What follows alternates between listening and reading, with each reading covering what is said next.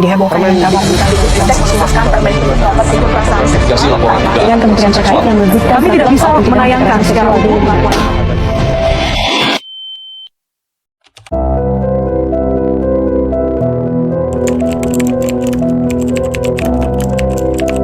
Menurut saya, kekerasan seksual di lingkungan kampus itu miris banget sih, malahan sangat-sangat miris karena di lingkungan kampus itu kan orang-orang berpendidikan, harusnya mereka yang lebih paham mengenai hal ini.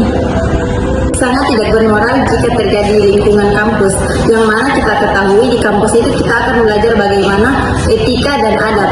Maka hal tersebut seperti kekerasan seksual sangat tidak wajar terjadi di lingkungan kampus.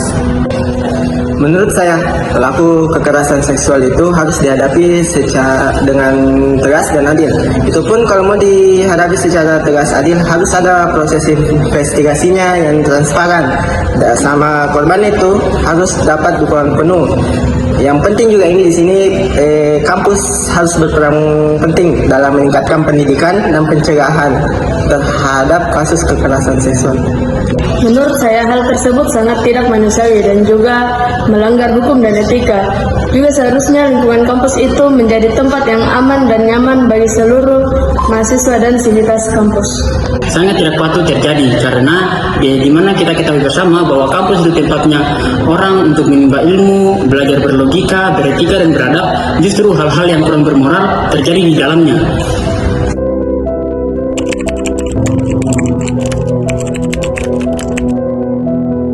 Kalau saya pribadi tahu, cuman kurang paham.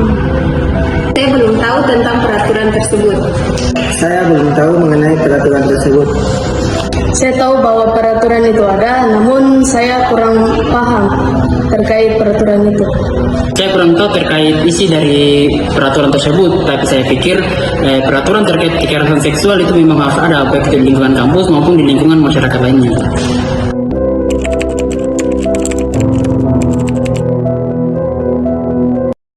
Kekerasan seksual merupakan salah satu dari 4 dosa besar dunia pendidikan. Nahasnya, kekerasan seksual marak terjadi di lingkungan perguruan tinggi. Kekerasan seksual mencakup tindakan yang dilakukan secara verbal, non-fisik, fisik, ataupun melalui teknologi informasi dan komunikasi. Pada tahun 2020, Mendikbudristek melakukan survei tentang kekerasan seksual pada beberapa perguruan tinggi.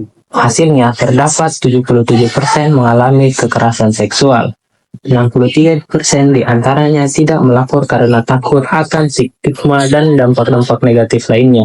Angka ini menunjukkan urgensi dan pentingnya kebijakan yang efektif untuk menangani kasus kekerasan seksual di lingkup perguruan tinggi.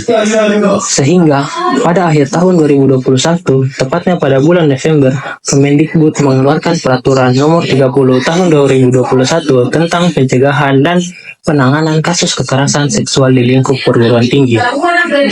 Selain membahas tentang penanganan dan pencegahan kekerasan seksual di lingkup perguruan tinggi, peraturan menteri ini juga membahas tentang maraknya kasus kekerasan seksual di perguruan tinggi yang berdampak langsung maupun tidak langsung pada pengoptimalan tridharma perguruan tinggi yang berkurang, sekaligus penurunan pada kualitas pendidikan perguruan tinggi.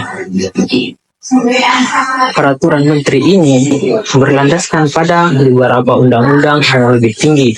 Di antaranya adalah Undang-Undang Nomor 20 Tahun 2003 tentang Sistem Pendidikan Nasional, Undang-Undang Nomor 12 Tahun 2012 tentang Pendidikan Tinggi, dan Undang-Undang Nomor 39 Tahun 1999 tentang Hak Asasi Manusia.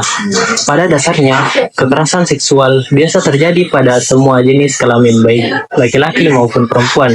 Namun, perempuan adalah yang paling sering menjadi korban kekerasan seksual karena beberapa hal, faktor seperti tubuhnya, jenis kelaminnya, stereotip yang dikonstruksi di kalangan masyarakat. Dalam realitanya, setiap sivitas akademik dan akan menjadi pelaku sekaligus korban dari kekerasan seksual. Tujuan dari peraturan dan menteri ini adalah untuk menciptakan lingkungan yang aman dan nyaman untuk belajar dan bekerja. Akan tetapi, tantangan dari pengimplementasian Permendikbud nomor 30 tahun 2021 adalah resistensi budaya. Banyak institusi yang masih menyalahkan korban dan atau menganggap enteng kasus kekerasan seksual sehingga korban ragu untuk melaporkan dan mengurangi efektivitas kebijakan ini. Selain itu, minimnya pemahaman dan kesadaran dari kekerasan seksual di kalangan staf dan mahasiswa menjadi faktor lainnya. Untuk melaporkan pelaku kekerasan seksual dapat dilakukan dengan beberapa cara seperti pengaduan melalui email, pengaduan melalui telepon, layanan pengaduan online, ataupun melaporkan langsung ke petugas berwenang. Adapun kewajiban petugas yaitu harus mencatat semua detail laporan dengan cermat dan menjaga kerahasiaan identitas pelapor.